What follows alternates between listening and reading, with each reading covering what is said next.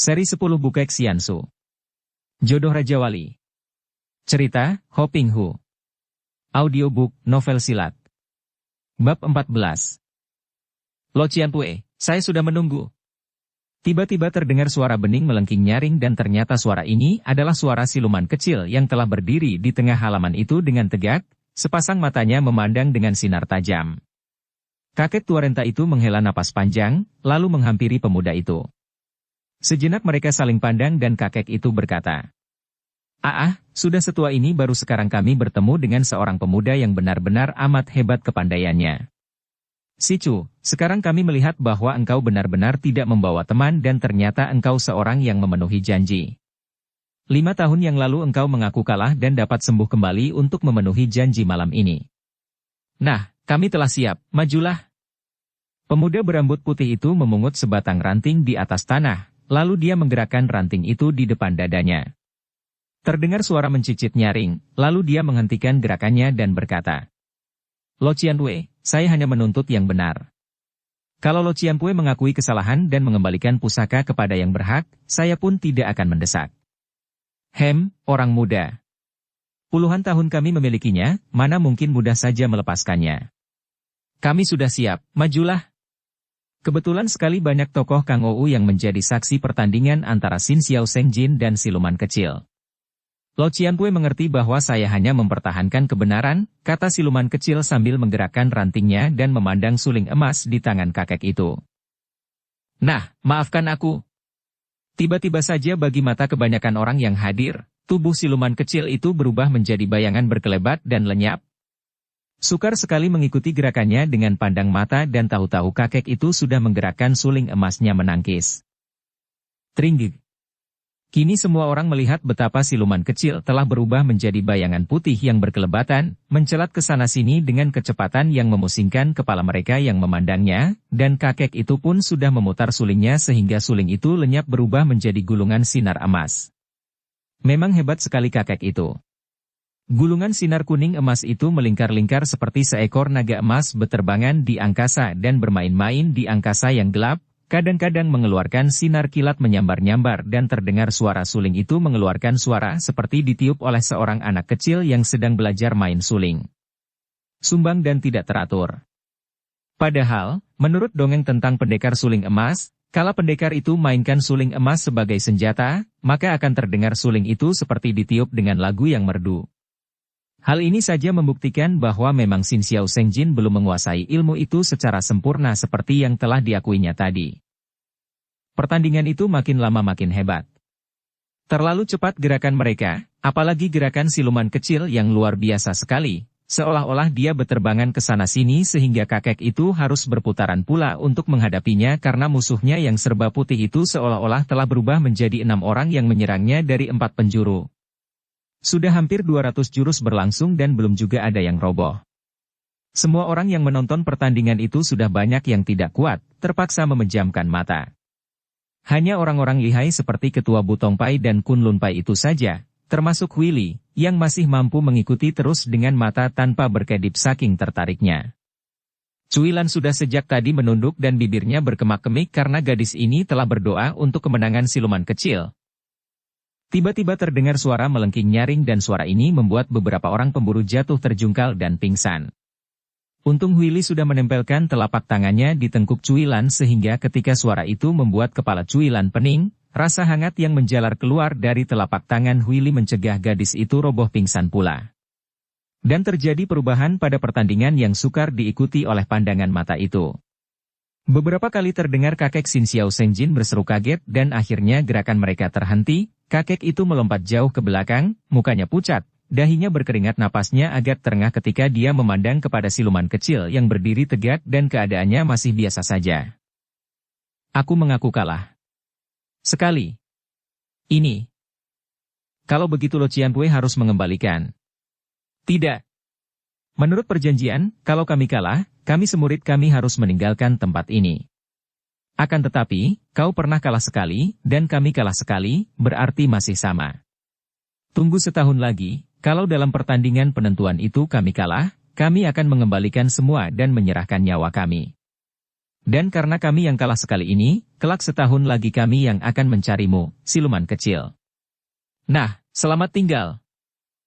Kakek tua renta itu lalu melangkah pergi perlahan-lahan, dengan muka lesu, diiringkan oleh para muridnya dipimpin oleh Gin Xiaolojin yang membawa tongkatnya dan membawa bungkusan besar. Tidak ada orang yang berani menahan mereka, juga siluman kecil diam saja hanya mengikuti mereka dengan pandang matanya. Dia maklum bahwa kalau dia mengambil kekerasan, dan dikeroyok oleh mereka, sukar baginya untuk mencapai kemenangan. Pula, memang kakek itu benar.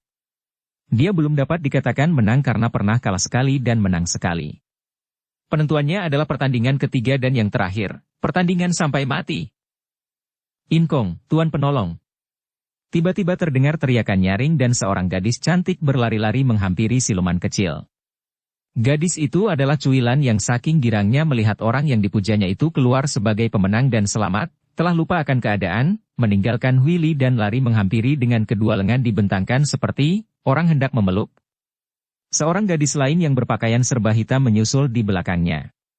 Siluman kecil menoleh dan ketika dia melihat Cuilan, dia mengerutkan alisnya dan berkata dengan suara mengandung teguran. Ah, kau juga di sini, Nona?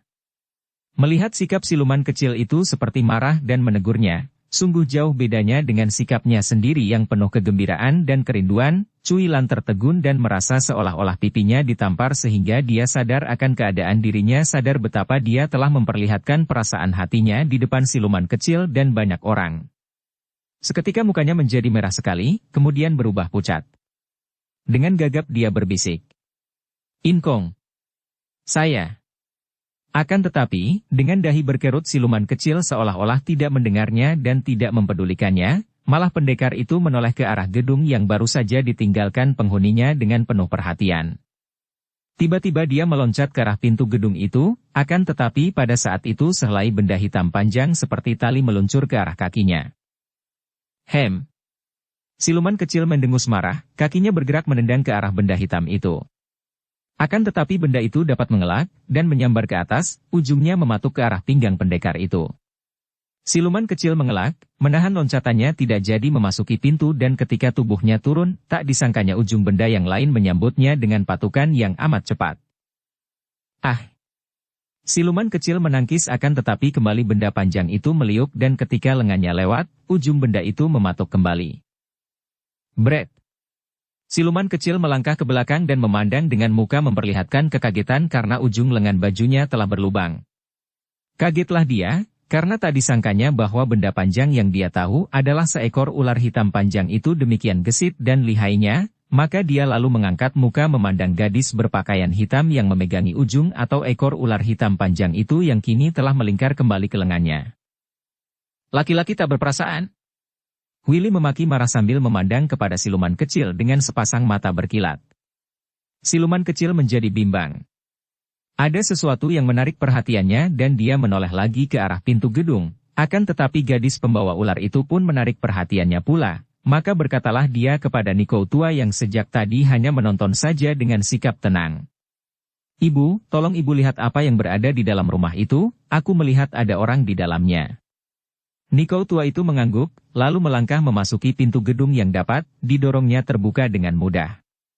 Sementara itu, siluman kecil kini menghadapi Huili, memandang dengan penuh perhatian akan tetapi karena ada awan tipis menutupi bulan dan lampu penerangan di situ pun tidak berapa terang, maka wajah Huili tidak begitu tampak jelas. Nona, aku seperti pernah melihatmu, akan tetapi entah di mana, siapakah kau? Huili mencibirkan bibirnya. Laki-laki kejam. Sudah jelas bahwa yang kau kenal baik adalah Cuilan, akan tetapi kenapa matamu memandang orang lain? Bocah sombong. Engkau sungguh kurang ajar sekali, teriak Sim Kun, orang termuda dari 3 orang pemburu keluarga Sim itu. Melihat pendekar pujaannya dimaki dan dimarahi oleh gadis ini, tentu saja hatinya menjadi panas, apalagi ketika nama Cuilan dibawa-bawa. Setelah membentak, Sim Kun lalu menyerangnya dengan golok yang telah dicabutnya. Orang kasar. Huili mendengus sambil mengelak, akan tetapi kini Sim Hoat dan Sim Tek juga sudah turun tangan menyerang sehingga Huili dikeroyok 3 orang saudara Sim itu. Selagi siluman kecil hendak melerai karena dia melihat kelihayan gadis pakaian hitam itu, terdengar suara teriakan dari dalam gedung. Siluman kecil mengenal suara Niko tua, maka tanpa mempedulikan lagi gadis pakaian hitam yang sedang bertempur melawan 3 orang saudara Sim, dia bergegas masuk, diikuti pula oleh Ketua Kunlun Pai dan Butong Pai yang ingin melihat apa yang terjadi di dalam gedung itu. Ternyata kamar belakang gedung itu telah porak-poranda, meja kursi berserakan dan semua isi lemari aut-autan. Niko tua itu telah tertawan oleh seorang gadis cantik berpakaian merah muda. Tangan kiri gadis itu mencengkeram punggung baju nenek itu sedangkan tangan kanan memegang pedang yang ditempelkan di lehernya. Berhenti semua. Jangan mendekat atau kubunuh nenek ini. Rumah ini sudah kukuras habis. Hihihihi, kau datang terlambat, siluman kecil.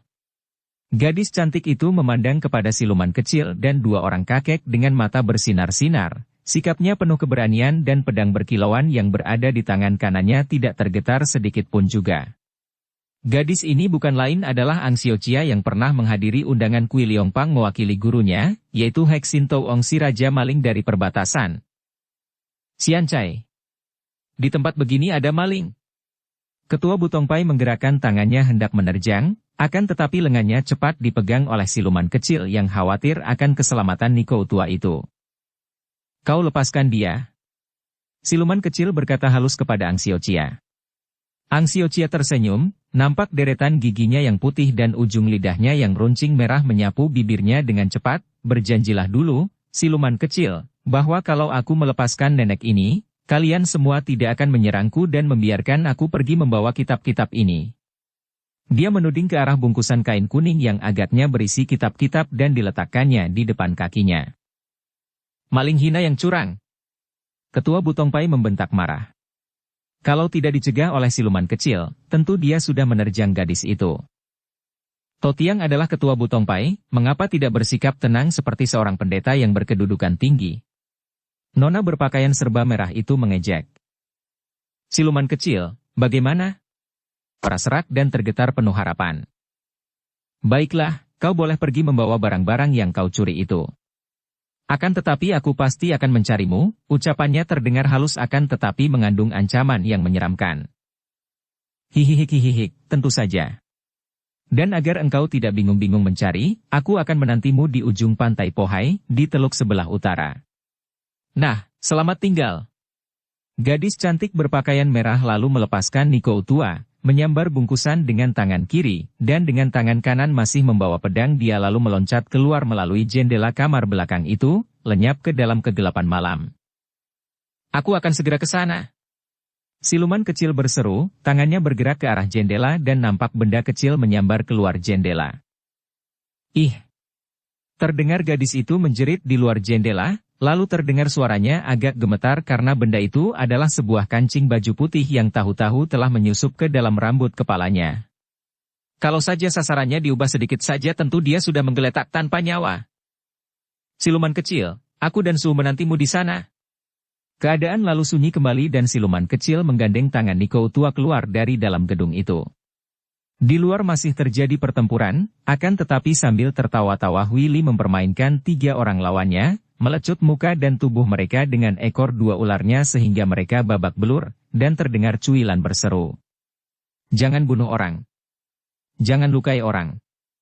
Melihat ini, siluman kecil melompat ke depan. Cepat bukan main gerakannya itu dan nampak bayangannya yang putih itu berkelebat. Ai! Willy menahan jeritannya ketika melihat siluman kecil menerjangnya dengan kecepatan yang amat hebat.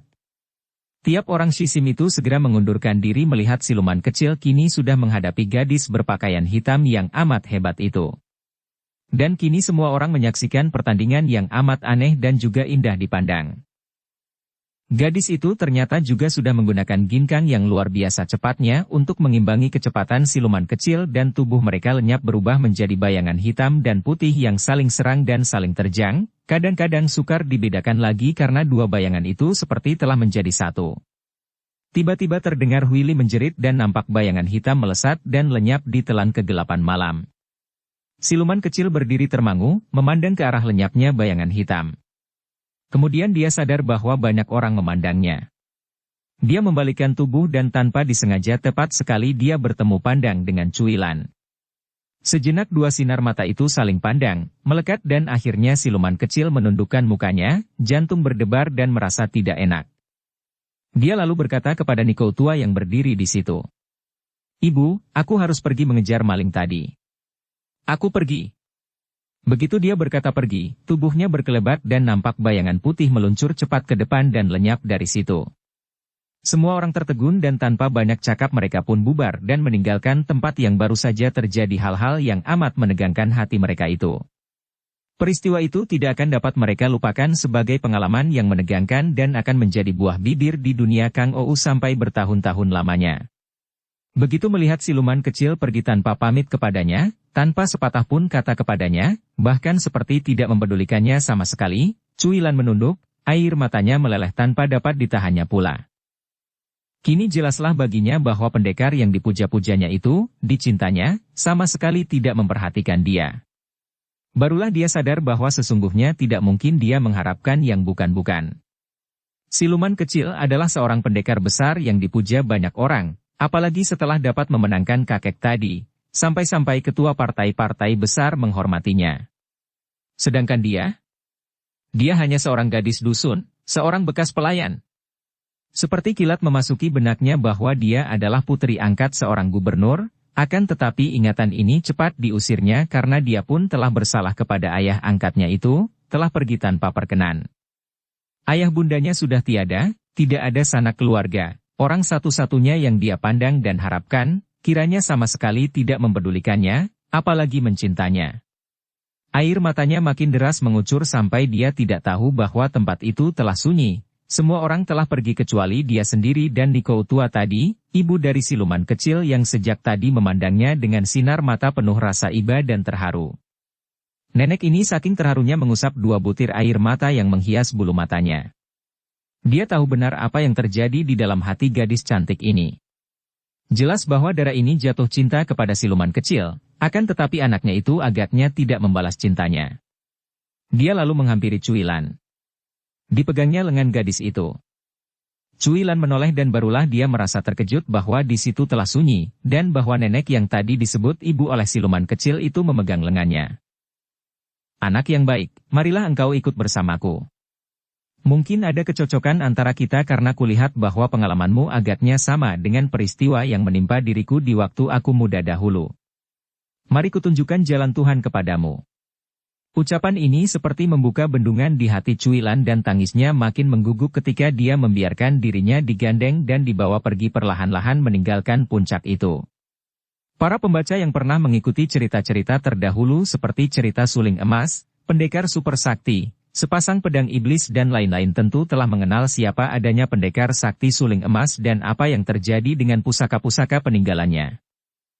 Di dalam cerita Pendekar Super Sakti telah diceritakan bahwa senjata pusaka suling emas peninggalan Pendekar Sakti Suling Emas itu yang terakhir berada di tangan Puteri Nirahai, dipergunakan oleh Puteri Nirahai untuk bertanding melawan Sumahan atau Pendekar Super Sakti yang akhirnya menjadi suaminya.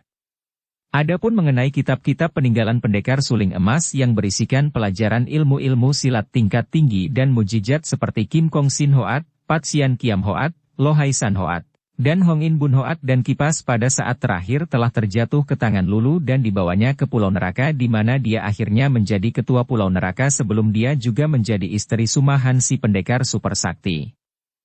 Jadi, baik suling emas yang terjatuh ke tangan Puteri Nirahai maupun Kipas dan kitab-kitab yang terjatuh ke tangan Lulu, semua telah menjadi milik keluarga Pulau Es, yaitu Sumahan si Pendekar Super Sakti dan 2 orang istrinya. Akan tetapi mengapa kini tiba-tiba berada di tangan kakek yang mengaku bernama Sin Xiao Senjin itu? Hal ini akan diceritakan kelak kalau sudah tiba waktunya untuk memperlancar jalannya cerita karena di dalamnya terdapat rahasia-rahasia yang sementara ini belum dapat dibuka atau diceritakan.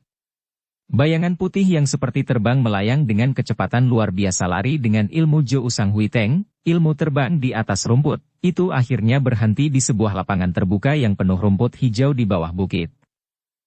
Bulan masih bersinar terang setelah awan-awan yang menutupnya tadi lewat.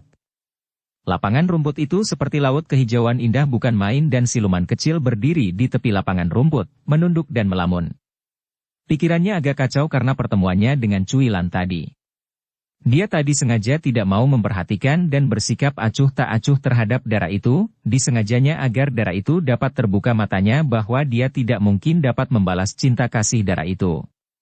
Tentu saja dia tahu bahwa sejak dahulu ketika dia menolong Dara itu, Cuilan telah jatuh cinta kepadanya dan selalu memujanya dan merindukannya. Dia merasa suka dan kasihan sekali kepada Cuilan, akan tetapi bagaimanapun juga, dia tidak dapat mencinta Dara itu. Dia tidak dapat mencinta siapa-siapa lagi di dunia ini. Dia mengerti betapa duka dan merananya orang yang tidak dibalas cintanya. Dia terlalu mengerti akan kedukaan ini karena dia sendiri telah mengalaminya. Dia pun pernah mengalami seperti Cuilan, mencinta seseorang mati-matian, penuh harapan dan bayangan yang muluk-muluk dan mesra-mesra. Akan tetapi kenyataan amat pahit menghantam hatinya, bahwa orang yang dicintanya itu tidak membalas perasaan hatinya. Beberapa tahun yang lalu dia hidup merana, bahkan bosan hidup, tidak ingin hidup lagi sampai dia tiba di puncak bukit itu, bertanding melawan Xin Xiao Sengjin, dan terluka hampir mati. Akan tetapi dia tidak mati, agaknya dia masih diharuskan hidup lebih lama untuk memperpanjang hukumannya, yaitu penderitaan batin karena dia tidak dapat melupakan kedukaan hatinya. Ih! Kau lagi! Bentakan marah ini mengejutkan dan membuyarkan semua lamunannya. Di depannya telah berdiri gadis berpakaian serba hitam tadi, gadis yang membawa ular yang tadinya menyerangnya. Hem. Dia hanya menggumam. Hem apa? Kau laki-laki tak berperasaan, kau laki-laki kejam yang suka menghancurkan hati wanita. Kau tidak mempedulikan orang yang mencintamu malah mengejar wanita lain. Dara sudah mencak-mencak marah dan menudingkan telunjuk yang berkuku runcing terpelihara ke arah hidung siluman kecil. Siluman kecil mengerutkan dahinya dan memandang tajam. Bocah lancang mulut, apa yang kau maksudkan itu? Mentang-mentang rambutmu sudah putih semua kau lantas boleh menyebut aku bocah, ya? Kau kira aku tidak tahu bahwa sebetulnya kau masih muda, tidak berbeda banyak dengan aku? Siluman kecil merasa kewalahan juga menghadapi Dara yang begini galak. Dia menarik napas panjang. Ya terserah. Sekarang katakan, apa maksudmu dengan kata-katamu itu tadi? Maksudnya sudah jelas masih pakai tanya-tanya segala. Engkau kejam terhadap Cuilan kau tinggalkan begitu saja, tidak tahukah wah hatinya seperti disayat-sayat rasanya. Engkau, setelah kau jatuhkan hatinya dengan pertolonganmu, dengan kegagahanmu, dengan ketampananmu, lalu kau sia-siakan begitu saja. Lebih celaka lagi, kau malah meninggalkan dia dan mengejar aku. Mau apa kau mengejarku? Mau pamerkan kepandaianmu? Mau membunuh aku? Siluman kecil beberapa kali membuka mulut akan tetapi terpaksa menutupkannya kembali karena dia sama sekali tidak diberi kesempatan untuk membela diri. Kata-kata yang keluar dari mulut yang manis itu seperti memberbetnya anak panah yang dilepas dari busur sakti.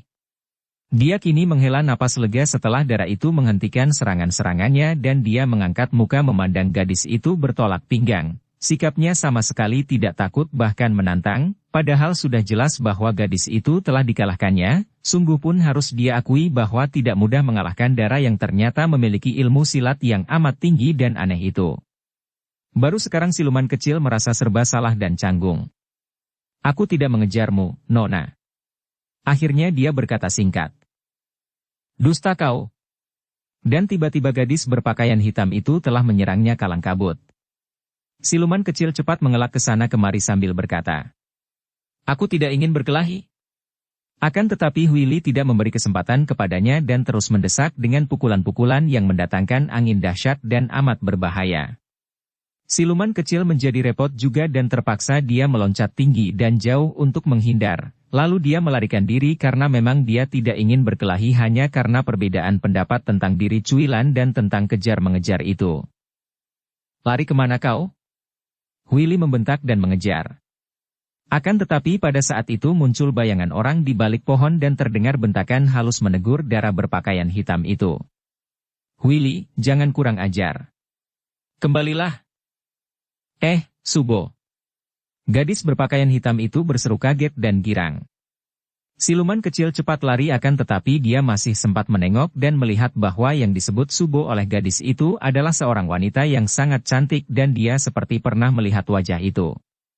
Akan tetapi dia tidak ingin bentrok dengan wanita cantik itu yang tentu memiliki ilmu kepandaian yang lebih hebat lagi daripada si Dara galak, Apalagi karena memang tidak ada permusuhan apa-apa di antara mereka.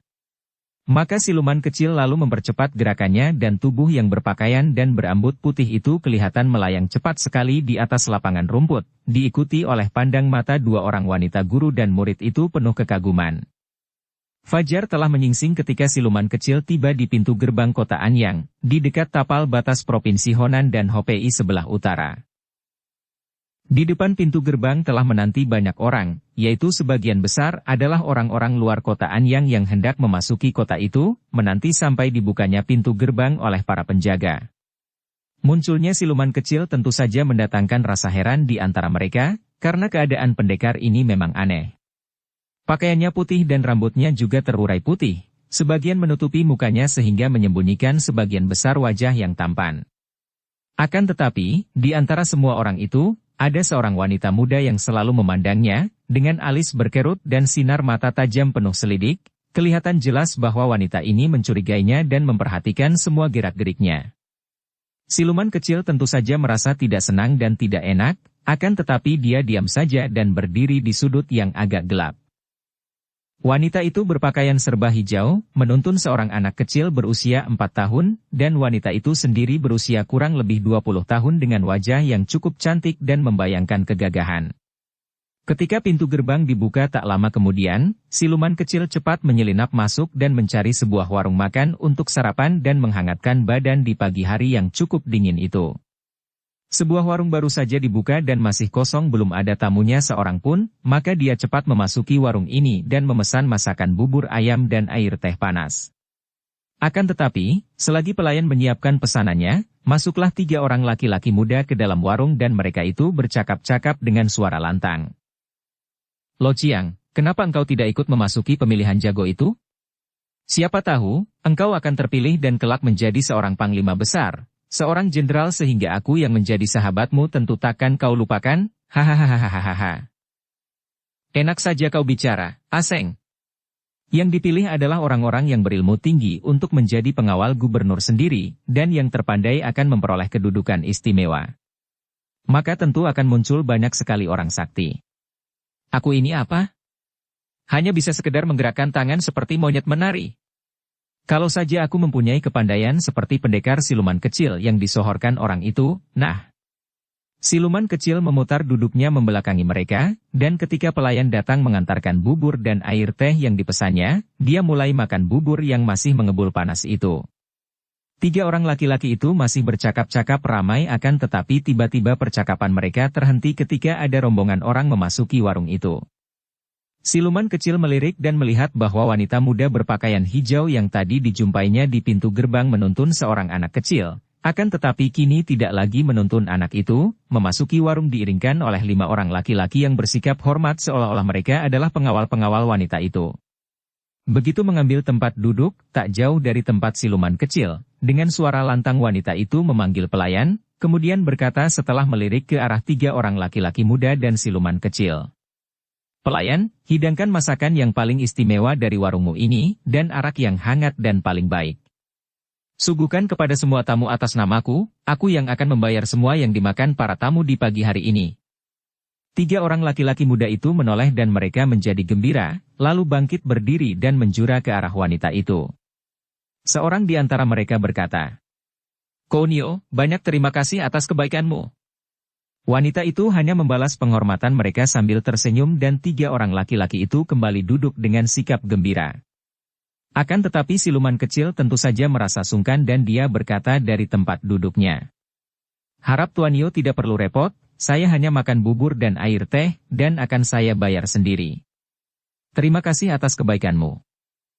"Ah, tidak mengapa, sobat. Hari ini adalah hari ulang tahunku dan sudah biasa setiap ulang tahun, aku membayar makanan semua tamu di suatu warung seperti ini," kata wanita itu dengan sikap gembira dan melihat sikap dan mendengar kata-kata siluman kecil dapat menduga bahwa wanita ini sudah biasa hidup di dunia Kangou sehingga tidak canggung lagi berhadapan dengan orang, bahkan laki-laki asing. Dia tidak mau berbantah dan agar tidak menarik perhatian wanita ini yang sejak di pintu gerbang tadi memandangnya penuh kecurigaan, maka dia tidak membantah lagi dan ketika hidangan disajikan oleh pelayan, dia makan dengan diam-diam dan berusaha sedapat mungkin untuk menyembunyikan mukanya. Wanita itu sendiri pun tidak memperhatikannya lagi dan makan minum bersama 5 orang laki-laki yang mengiringkannya tadi. Sedangkan 3 orang laki-laki muda yang merupakan rombongan lain tadi agaknya mempergunakan kesempatan selagi ada orang yang mau membayar makanan mereka, memesan lagi masakan-masakan dan minuman arak, agaknya ingin mabuk-mabukan di atas biaya orang lain. Siluman kecil cepat menyelesaikan makannya dan selagi dia hendak bangkit, tiba-tiba dia melihat ada seorang pemuda memasuki warung. Hatinya tertarik sekali melihat pemuda ini yang berkulit putih dan berambut coklat tua, seorang pemuda berbangsa asing atau sebangsa orang barat yang akhir-akhir ini banyak dilihatnya di kota-kota besar. Sumoy. Pemuda asing itu berseru sambil menghampiri meja rombongan wanita berbaju hijau tadi. Ah, Suheng, kau baru datang. Wanita itu pun berseru ketika pemuda asing itu menghampiri mejanya. 5 orang pengiring wanita itu kelihatan bersikap hormat, berdiri dan mempersilakan pemuda asing itu duduk, mengambilkan bangku kosong dan tidak mengeluarkan kata-kata. Pemuda asing itu lalu berbisik kepada wanita berbaju hijau. Sumoy, dia kulihat di luar dusun. Sedang menuju ke sini. Sendirian. Wanita muda itu kelihatan terkejut, akan tetapi lalu berkata. Tak kusangka begitu cepat dia datang. Akan tetapi kita tidak usah mempedulikan kedatangannya. Betapapun juga kita belum pernah mengenal dia. Kita duduk saja di sini merayakan berhasilnya usahaku, Suheng. Oh ya, mari kuperkenalkan engkau kepada tamu-tamu kita yang kujamu untuk merayakan hari ulang tahunku. Dia bangkit berdiri dan menghadap ke arah meja 3 orang pemuda tadi. Cui, ini Suheng saya, dan Cui bertiga adalah. Wanita itu memperkenalkan. Saya Mako Chiang. Saya Kam Seng. Saya Kam Tiong. 3 orang pemuda itu memperkenalkan diri dengan suara lantang. Pemuda asing itu menjura dengan hormat dan mengikuti Sumoynya menghadap ke arah siluman kecil. Sobat, Suhengku ingin berkenalan denganmu. Bolehkah kami mengenal namamu yang terhormat? Wanita baju hijau itu bertanya kepada siluman kecil. Pendekar ini menundukkan muka, membiarkan rambutnya menutupi mukanya. Sebetulnya dia tidak ingin berkenalan dengan siapapun juga. Akan tetapi baru saja dia telah makan hidangan orang, maka tidaklah enak kalau tidak menjawab. Lebih baik memperkenalkan diri dan cepat pergi dari situ, pikirnya. Namaku. Panggil saja aku siluman kecil, jawabnya pendek. Uhuk. Seorang di antara 3 pemuda itu terbatuk-batuk karena makanan yang sedang ditelannya itu menyangkut di kerongkongannya ketika dia mendengar ini. Mereka terbelalak menoleh ke arah siluman kecil yang mereka hanya dapat lihat punggungnya. Sedangkan wanita baju hijau dan Suhengnya itu pun memandang dengan mata terbelalak kaget, akan tetapi kerut alis mereka menunjukkan bahwa mereka itu masih ragu-ragu. Memang sejak berjumpa di pintu gerbang, wanita baju hijau itu sudah menaruh curiga kepada siluman kecil dan sudah menduganya bahwa pemuda yang berambut putih dan bersikap aneh itu tentu bukan orang sembarangan. Bahkan di dalam warung ini si wanita baju hijau sengaja mencari jalan untuk berkenalan dengan pemuda rambut putih itu. Akan tetapi begitu mendengar bahwa dia itu adalah siluman kecil, tentu saja dia meragu dan tidak mudah percaya begitu saja. Siluman kecil sendiri setelah memperkenalkan namanya sudah hendak bangkit dan pergi, akan tetapi pada saat itu terdengar suara gemuruh dan derap kaki kuda menuju ke depan warung. Seorang pelayan yang tadi berada di luar tergopoh-gopoh memasuki warung dan langsung menemui pemilik warung yang duduk di belakang meja. Celaka, rombongan pembunuh dari perkampungan nelayan itu datang. Pemilik warung menjadi pucat mukanya dan semua pelayan juga lari bersembunyi. Melihat ini, siluman kecil tidak jadi pergi dan duduk kembali dengan tenangnya, menunduk dan mereguk arak di dalam cawan araknya. Wanita baju hijau itu, bersama Suhengnya dan 5 orang pengiringnya, juga 3 orang laki-laki muda yang sudah agak mabuk, semua menengok ke arah pintu warung. Dengan menimbulkan suara hiruk-pikuk masuklah 20 orang lebih yang bersikap gagah dan kasar, dipimpin oleh seorang kakek yang pakaiannya gemerlapan mewah, pakaian seorang hartawan besar. Dengan matanya yang kelihatan makin sipit karena teraling sepasang pipi yang gemuk, kakek ini menyapu ruangan warung dengan pandang matanya. Kemudian dengan gerakan kepala dia memberi perintah kepada tangan kanannya sebagai pemimpin rombongan, yaitu seorang laki-laki bermuka hitam yang bertubuh tinggi. Laki-laki hitam ini dengan lantang lalu berkata kepada pemilik warung yang masih duduk di belakang meja dengan muka pucat dan agaknya dia telah lumpuh saking takutnya sehingga tidak sempat pula menyembunyikan dirinya seperti yang dilakukan oleh para pelayan. "Ha!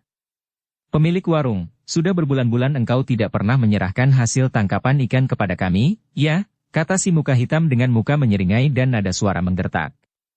Pemilik warung itu menelan ludah beberapa kali untuk mengusir rasa takut yang mencekik lehernya sebelum dapat menjawab. Saya adalah pengusaha warung. Harap maafkan. Saya tidak lagi menangkap ikan." "Bohong." Si muka hitam menghardik, suaranya keras sekali membuat si pemilik warung menjadi makin ketakutan. "Siapa tidak tahu bahwa engkau adalah bekas nelayan yang pandai? Engkau masih mempunyai 5 buah perahu dan engkau menyuruh orang-orangmu mencari ikan-ikan tetapi hasil ikan-ikan yang baik dan besar kau suruh bawa ke sini, hanya yang kecil-kecil saja kau suruh menjual kepada kami. Berani kau menyangkal?" Gemetar seluruh tubuh pemilik warung itu. Tak disangkanya bahwa Boan Wangwei, raja, kaum nelayan itu demikian cerdiknya, dapat tahu setiap langkah perbuatannya. "Maaf. Ampunkan saya. Saya membutuhkan ikan-ikan baik untuk warung saya." "Hahaha." Kini Boan Wangwei, hartawan itu, tertawa. "Sudahlah. Sekarang kau keluarkan hidangan dari ikan-ikan yang terbaik, keluarkan semua persediaan masakan dan minuman untuk kami dan kami akan melupakan pelanggaran yang kau lakukan itu. Akan tetapi suruh pergi semua tamu dari sini, kami tidak ingin diganggu." "Hei, pelayan. Tambah araknya." Tiba-tiba terdengar suara si pemuda asing, seolah-olah dia sama sekali tidak melihat atau mendengar apa yang terjadi di situ. Tukang warung itu tergopoh-gopoh mendatangi meja wanita baju hijau itu, membongkok-bongkok dan berkata gugup. "Harap Cui sudi memaafkan saya. Harap sudi meninggalkan saja warung ini dan Cui tidak usah membayar harga makanan dan minuman tadi." Apa artinya ini?" Pemuda asing itu membentak, sikapnya marah. "Maaf, Xiaoya. Warung ini harus melayani Boan Wangwei dan orang-orangnya, saya tidak bisa menerima tamu lain, semua telah diborong oleh hartawan Boan. Tidak peduli yang memborong itu hartawan atau jembel, raja atau petani, dewa atau setan yang bernama Boan atau anjing kera, kami sudah datang lebih dulu dan harus dilayani lebih dulu." Pemuda asing itu membentak marah. "Hayo tambah lagi araknya."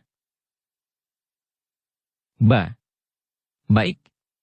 Pemilik warung itu menjadi makin ketakutan dan seperti seekor anjing dipukul dia mundur dan mengkeret, lalu berdiri di belakang mejanya dengan bingung, tak tahu apa yang harus dilakukannya.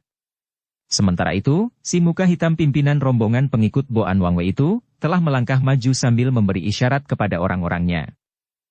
Meja wanita baju hijau itu dikurung, akan tetapi wanita baju hijau itu bersama suhengnya dan 5 orang pengiringnya masih tetap duduk mengelilingi meja dengan sikap tenang. Boan Wangwei sendiri, kakek berpakaian mewah itu, hanya tersenyum lalu dengan enaknya duduk di atas bangku di sudut sambil menonton, mengeluarkan huncue, pipa tembakau, dan mengisinya dengan tembakau, lalu menyulutnya dengan api. Semua ini dilakukan dengan tenang seenaknya seperti orang yang hendak menikmati tontonan yang menarik. Siapakah kakek ini?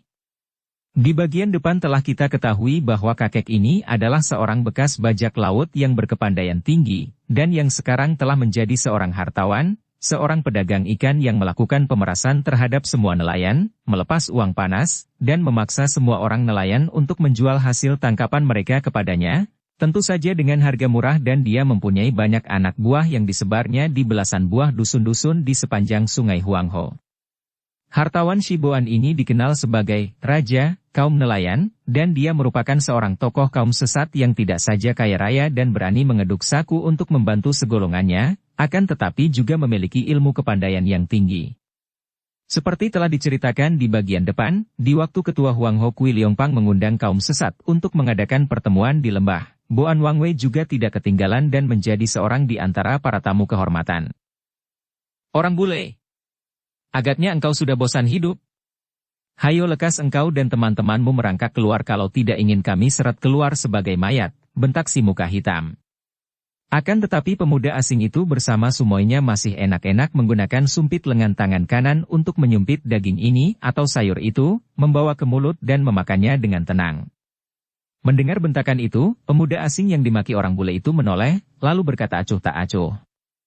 Hendak kulihat siapa yang akan mampu menyeret aku keluar. Keparat. Si muka hitam membentak. Dia merupakan seorang di antara pembantu-pembantu Boan Wangwei dan dalam perjalanan ini dia bahkan memimpin rombongan itu, maka tentu saja dia marah bukan main mendengar tantangan si pemuda asing. Sambil memaki dia menghantam ke depan, tangan kanan mencengkeram pundak, tangan kiri menjotos ke arah tengkuk. Serangan maut ini kalau mengenal sasaran, tentu akan membuat yang diserang roboh dan tewas seketika dengan kepala remuk.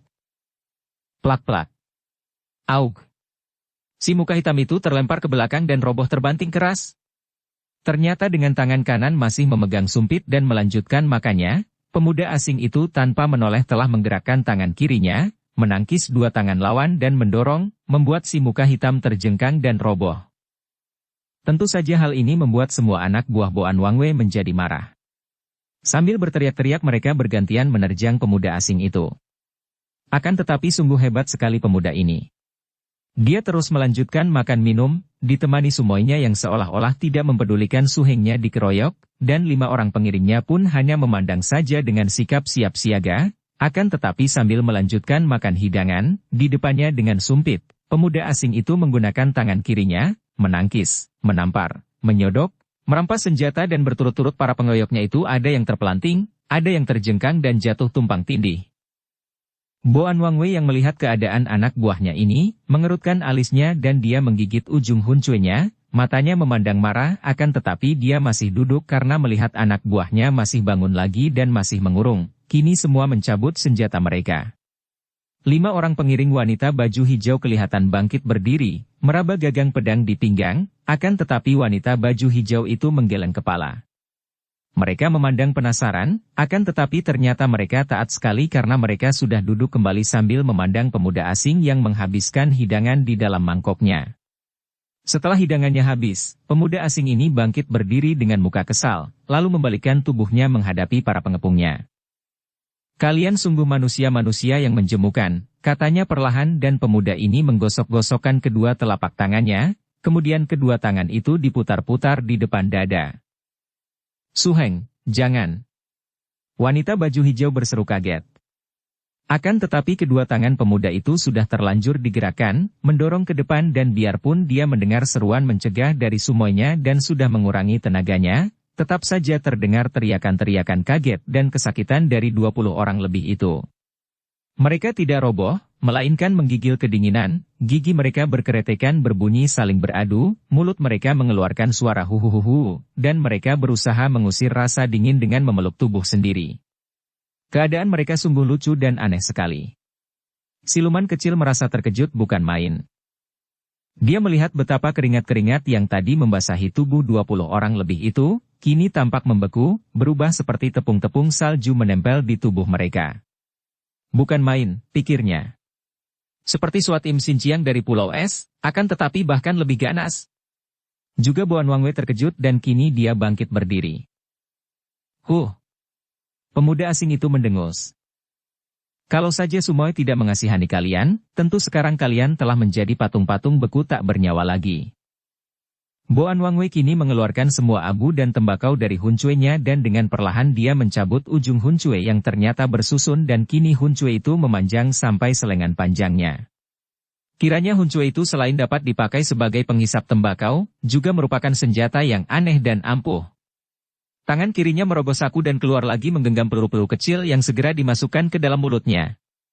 Kemudian, dengan mengeluarkan suara menggeram, Boan Wangwei menggerakkan kakinya dan tubuhnya yang agak gendut itu ternyata memiliki gerakan ringan dan cepat sekali, melayang melalui atas kepala orang-orangnya yang masih kedinginan, langsung menyerang pemuda asing itu dengan huncuenya yang panjang. Wutut. Sing. Sambaran huncu itu mengejutkan si pemuda asing yang dari suaranya saja maklum bahwa dia menghadapi senjata ampuh yang digerakkan oleh tenaga sakti yang kuat. Maka dia cepat melompat ke samping sambil mengelak, sambil mencabut pedangnya, kemudian balas menusuk yang dapat ditangkis oleh Boan Wangwei. Trang. Cering. 2 kali pedang bertemu Hun Cui dan nampak api berhamburan, keduanya menarik senjata masing-masing untuk memeriksa. Lega hati mereka melihat betapa senjata mereka tidak rusak biarpun tadi mereka merasakan getaran hebat mengiris telapak tangan mereka. Para anak buah Boan Wangwei kini mundur dan anehnya, mereka semua kini duduk di atas lantai di sudut ruangan itu, tidak ada seorang pun yang berdiri dan mereka menonton pertandingan hebat antara majikan mereka dan pemuda asing itu penuh perhatian. Siluman kecil juga menonton dengan hati tertarik. Kembali dia merasa kagum karena ternyata bahwa pemuda yang berkulit putih dan berambut coklat itu selain memiliki pukulan yang mirip Swat Im Sin Chiang, juga memiliki ilmu pedang yang amat lihai sehingga biarpun Boan Wangwei juga memiliki gerakan lihai sekali, cepat kuat dan aneh, namun kakek ini kelihatan terdesak oleh ilmu pedang si pemuda asing. Hiat! Tiba-tiba pedang itu meluncur dengan gerakan memutar seperti seekor naga bermain di angkasa, bergulung-gulung dengan cepat sekali. Boan Wangwei menggerakkan Hun Cui-nya menangkis dan memutar Hun Cui untuk mengimbangi kecepatan pedang, namun tetap saja dia masih kalah cepat. Bret! Untung dia masih sempat menarik lengannya sehingga yang terbabat putus hanya ujung lengan bajunya saja. Akan tetapi hal ini cukup membuat dia terkejut sampai mukanya berubah dan tiba-tiba dia meloncat ke belakang dan menempelkan ujung Hun Cui ke mulutnya. Awas, Su Heng! Wanita baju hijau itu berseru dan pemuda asing itu sudah waspada. Dari ujung Hun Cui itu menyambar sinar-sinar kehitaman yang mengeluarkan bunyi bersuitan. Melihat benda-benda kecil menyambar ke arahnya, pemuda itu mengelak dan dengan pedangnya dia menangkis. Tringgig! Tar-tar! 2 buah peluru kecil yang kena di sampok pedang itu meledak dan pemuda asing itu berteriak kaget lalu roboh. Ternyata peluru itu mengandung jarum-jarum lembut sekali yang agaknya beracun, yang berhamburan keluar ketika peluru itu meledak dan ada yang mengenai pemuda bule itu. Su Heng! Wanita baju hijau itu berteriak dan dengan marah dia meloncat ke arah Boan Wangwei. Gerakannya ketika meloncat membuktikan bahwa dia memiliki ginkang yang amat hebat. Seperti seekor burung walet menyambar saja ketika dia meloncat. Akan tetapi Boan Wangwei sudah cepat menggerakkan Hun Cui-nya menangkis ketika melihat sinar pedang meluncur cepat. Trang! Kembali nampak bunga api berhamburan dan Boan Wangwei harus cepat memutar Hun Cui-nya karena wanita baju hijau itu ternyata memiliki ilmu pedang yang bahkan lebih hebat daripada Su Heng-nya. Dan selain itu, 5 orang pengiringnya kini sudah mencabut pedang semua dan mengeroyoknya.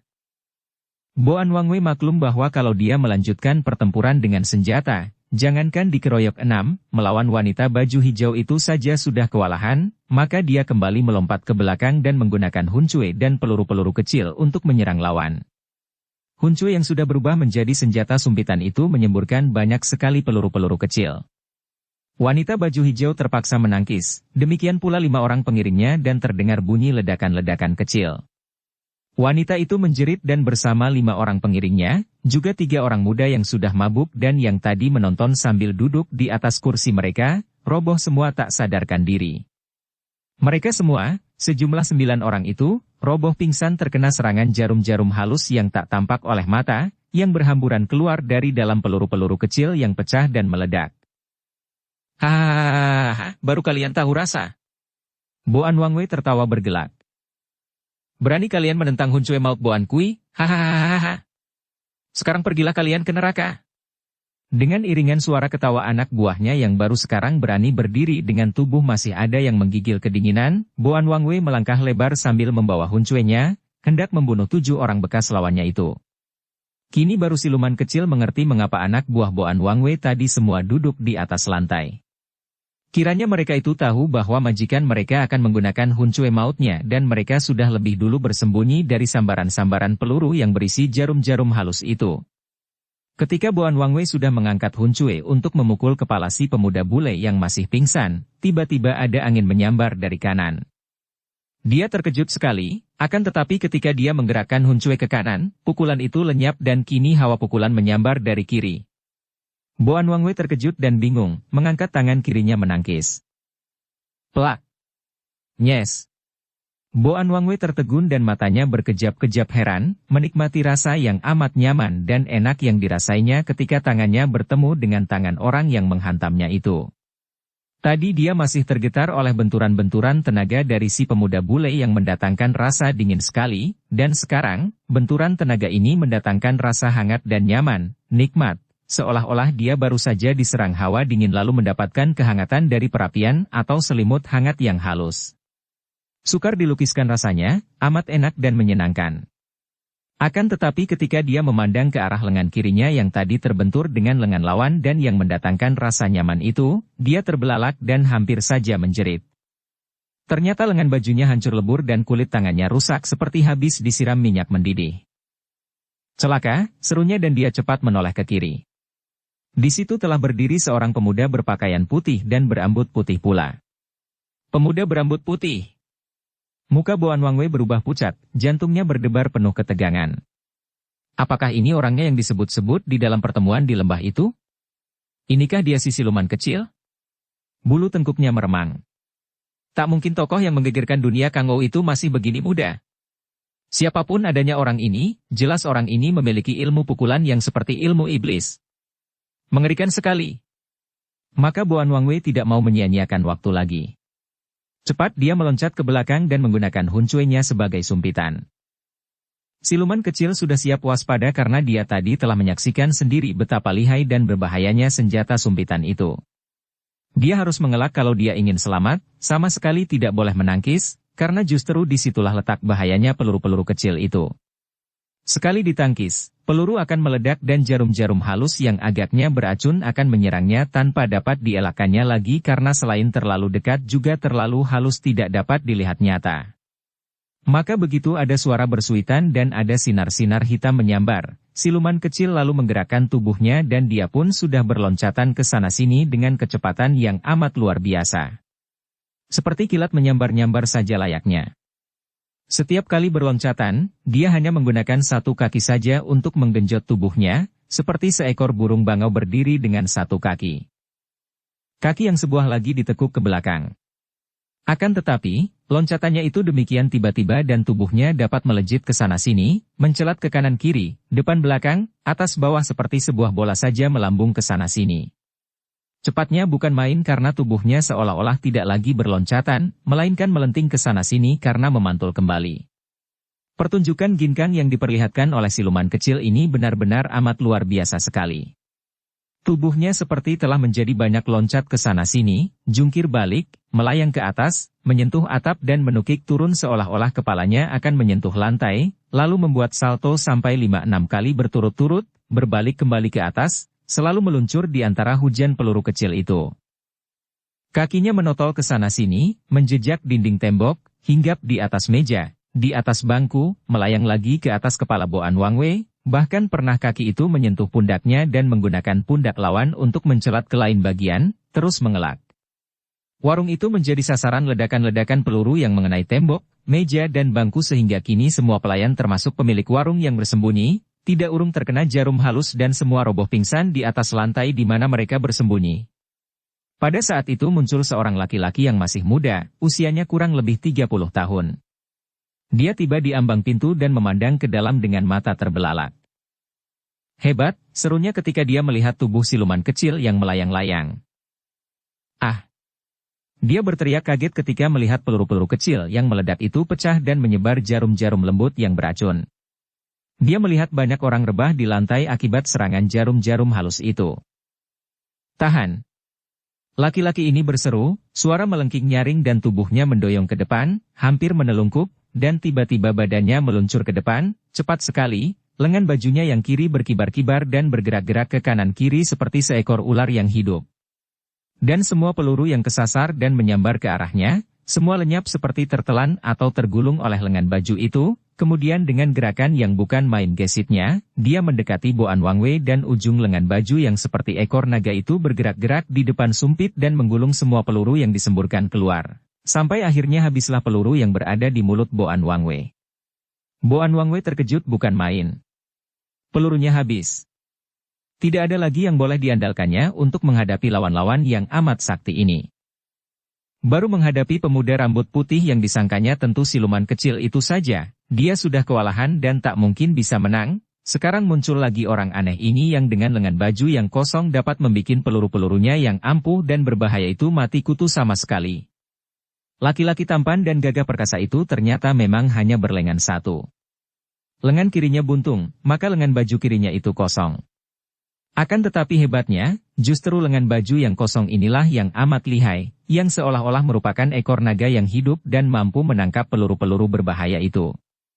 Dengan sikap tenang, orang itu menggunakan tangan kanannya mengambil peluru-peluru kecil yang tergantung oleh lengan baju kirinya, memberikannya kepada Boan Wangwei. Sambil berkata dengan suara penuh teguran. Terimalah kembali peluru-pelurumu. Akan tetapi jangan begitu kejam lagi untuk menghamburkan barang-barang beracun yang keji ini di tempat umum. Lihatlah orang-orang itu yang menjadi korban. Engkau harus mengobati mereka. Boan Wangwei menerima peluru-pelurunya tanpa berkata-kata, masih terkejut sekali menyaksikan orang-orang yang begini sakti. Si lengan buntung itu melirik ke arah siluman kecil yang sedang berjongkok memeriksa wanita baju hijau dan suhengnya yang masih pingsan. Dia sudah memeriksa dan maklum bahwa mereka itu benar saja menjadi korban racun jarum-jarum halus, akan tetapi racunnya amat aneh dan dia tidak mampu mengobati mereka. Melihat kekejaman orang yang menyebar jarum halus beracun yang amat keji itu, marahlah siluman kecil dan dia menoleh untuk memandang kepada Boan Wangwei dengan geram. Akan tetapi pandang matanya bertemu dengan sinar mata yang mencorong seperti mata naga, yaitu mata laki-laki yang buntung lengan kirinya itu. Keduanya kelihatan terkejut sekali, karena si lengan satu itu pun melihat sinar mata yang amat tajam berkilat dari mata pemuda berambut putih itu. Dari pandang mata ini saja keduanya maklum bahwa masing-masing memiliki kesaktian yang hebat, karena hanya mata orang-orang yang telah memiliki tenaga sakti amat kuat sajalah yang mengeluarkan sinar seperti itu. Bersambung ke bab 15. Dukung kami dengan subscribe, follow, like, komen dan share. Terima kasih.